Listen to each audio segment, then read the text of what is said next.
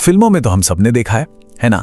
एक केस होता है, पुलिस की तहकीकात होती है और फिर आता है वो एक ड्रामेटिक सीन जहां मुजरिम पुलिस के सामने अपना सारा जुर्म कबूल कर लेता है और बस केस सॉल्व। लेकिन क्या असल जिंदगी में, खासकर भारत की अदालतों में, ये सब इतना सीधा होता है? चलिए आज इसी कानूनी सच्चाई को समझते हैं।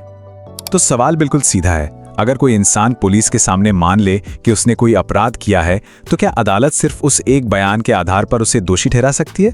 मतलब जो हम फिल्मों में देखते हैं, क्या वो हमारी कानूनी हकीकत से मेल खाता है? इसको समझने के लिए हमें इंडियन लॉ के एक बहुत ही बेसिक, एक बुनियादी नियम को जानना होगा। ये वो नियम है जो तय करता है कि पुलिस की पूछताछ में कही गई बातों की कानूनी अहमियत क्या होती है। जी हाँ, यही है वो चौंकाने वाला सच। आमतौर पर किसी भी पुलिस अफसर के सामने दिया गया कोई भी बयान, चाहे वो एक पूरा का पूरा इकबालिया बयान ही क्यों ना हो, उसे कोर्ट में सबूत की तरह इस्तेमाल नहीं किया जा सकता। ये फिल्मी दुनिया से बिल्कुल अलग है। अब इस कानून के पीछे एक बहुत मजबूत वजह है। इसका असल मकसद है लोगों के अधिकारों की रक्षा करना।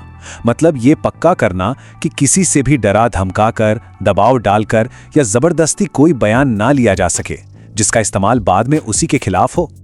और देखिए, ये कोई नया या छुपा हुआ नियम नहीं है। इसे हमारे इंडियन एविडेंस एक्ट ऑफ 1872 यानी भारतीय साक्ष्य अधिनियम में साफ साफ लिखा गया है। ये हमारे जस्टिस सिस्टम का एक बहुत ही अहम हिस्सा है।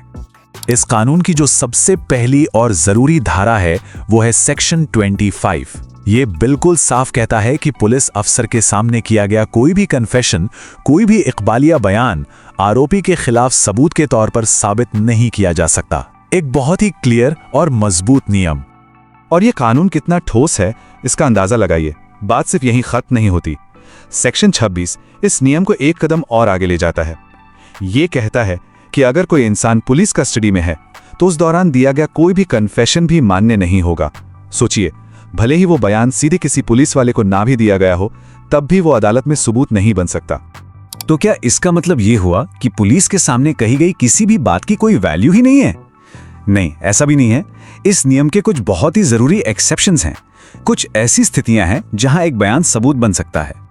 तो चलिए इस सवाल पर थोड़ा और गौर करते हैं।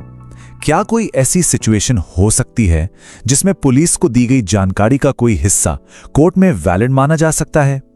इसका जवाब है हां। यहीं पर इंडियन एविडेंस एक्ट का सेक्शन 27 सामने आता है।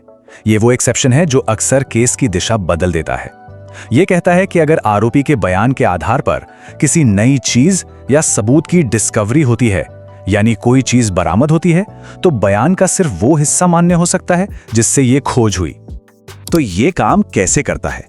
चलिए एक उदाहरण से समझते हैं। मान लीजिए कोई आरोपी कहता है, मैंने वो चाकू पास वाले तालाब में फेंक दिया है। अब अगर पुलिस उसकी इस जानकारी पर उस तालाब से वो चाकू बरामद कर लेती है, तो बयान का सिर्फ वो हिस्सा कि चाकू कहाँ है उसे सबूत की तरह इस्तेमाल किया जा सकता है। पूरा का पूरा कन्फेशन नहीं, सिर्फ जानकारी का वो टुकड़ा जिससे वो बरामदगी हुई। अब आते हैं दूसरे और सबसे पक्के तरीके पर जिससे एक बयान अदालत में मजबूत सबूत बन सकता है। इसमें एक बहुत ही खास अधिकारी की भूमिका होती है और वो है मजिस्ट्रेट। यहाँ पर फर्क बिल्कुल साफ हो जाता है।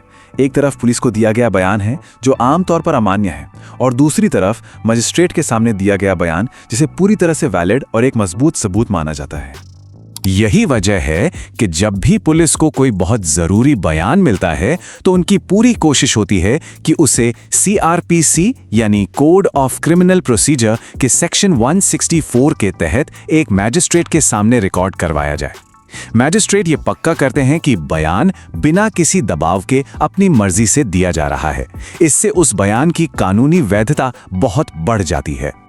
तो चलिए, अब तक हमने जो कुछ भी समझा है उसे फटाफट दोहरा लेते हैं। ये कुछ खास बातें हैं जिन्हें याद रखना बहुत जरूरी है। तो संक्षेप में कहें तो पुलिस को दिया गया कन्फेशन सबूत नहीं है। हाँ, अगर उससे कोई चीज बरामद होती है या उसे एक मैजिस्ट्रेट ने रिकॉर्ड किया है तो बात अलग है। ये पूरा नियम जबरदस्ती को रोकने और इंसाफ को पक्का करने के लिए बनाया गया है। और आखिर में एक सवाल, ये सब जानने के बाद कि कानून पुलिस की ताकत पर एक लगाम लगाता है और मजिस्ट्रेट को एक अहम भूमिका देता है, ये सोचना काफी दिलचस्प है कि ये सुरक्षा उपाय हमारी न्याय प्रणाली को सभी के लिए निष्पक्ष और संतुलित बनाने में असल में कैसे मदद करते हैं।